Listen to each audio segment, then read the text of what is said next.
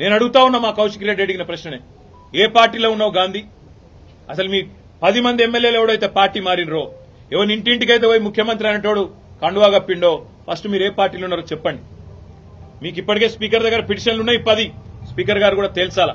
ఇవన్నీ కాదు, ఇవేమీ లేదు, మేము రైతు రుణమాఫీ మీద అడిగితే, లేదా వరద బాధితుల తరఫున ప్రశ్నిస్తే, లేదా రైతు బంధు ఎప్పుడేస్తావని అడిగితే, మహిళా సోదరిమణులకు 2500 ఎప్పుడు ఇస్తావని అడిగితే, లేదా పెన్షన్లు ఎప్పుడు పెంచుతావని అడిగితే, 100 రోజుల్లో గ్యారంటీలు అమలు చేస్తా అన్న సన్నాసి ఎక్కడ తెచ్చిండు ముఖ్యమంత్రి అని అడిగితే తట్టుకోలేక హెడ్లైన్ మేనేజ్మెంట్ కోసం, అటెన్షన్ డైవర్షన్ కోసం ఒక దిక్కు హైడ్రా అని హైడ్రామా, ఇంకో దిక్కు ఈ రకంగా ఎమ్మెల్యేల ఇంటి మీదకే గూండాలను పంపడం అంటే దీనికంటే సిగ్గుచేటు ఇంకొకటి ఉండదు.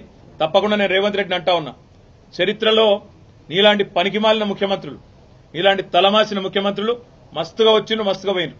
పెద్ద పెద్దోళ్లతోనే కొట్లాడినాం, చంద్రబాబుతో కొట్లాడినాం, రాజశేఖర రెడ్డితో కొట్లాడినాం, కిరణ్ కుమార్ రెడ్డితోని, రోషయ్య గారితో ఎంతో మందితో తలపడ్డాం. నువ్వు వాళ్ళందరికంటే కూడా చాలా చిన్నోడు, ఈ చిట్టినాయుడు, నువ్వు చాలా చిన్నోడవు. నేను మా దగ్గర మా భాషలో చెప్పాలంటే హైదరాబాద్ లో బుల్లబ్బాయి అంటారు నీలాంటి వాళ్ళు. ఇలాంటి బుల్లబ్బాయిలు చిట్టినాయుడులో చాలా మందిని చూసినాం. ఏం ఫరక్ పడేది కూడా ఏం లేదు, ఏం ఇంటికి కూడా వీకలేవు. కానీ ఏదో పైశాచిక ఆనందం, 4 రోజులు ముఖ్యమంత్రి పదవిలో కూర్చున్నా, నేనేందో పెద్దోడిని అయిపోయినా అనేదో ఎగిరిగిరి పడతా ఉన్నావు. రేవంత్ రెడ్డి గారు అధికారం ఎవరికి శాశ్వతం కాదు. నువ్వు ఒక దుష్ట సాంప్రదాయానికి తెరలేపుతా ఉన్నావు. ఇది తప్పకుండా నిన్ను దహిస్తుంది, నిన్ను వెంటాడుతుంది. రేపు నువ్వు పదవిలోకి దిగిపోయినాక తప్పకుండా నువ్వు ఈరోజు ఏదైతే దుష్ట సాంప్రదాయాలు నెలకొల్పుతున్నావో ఇవన్నీ నీకే చుట్టుకుంటాయనే మాట కూడా నేను వారిని హెచ్చరిస్తా ఉన్నా.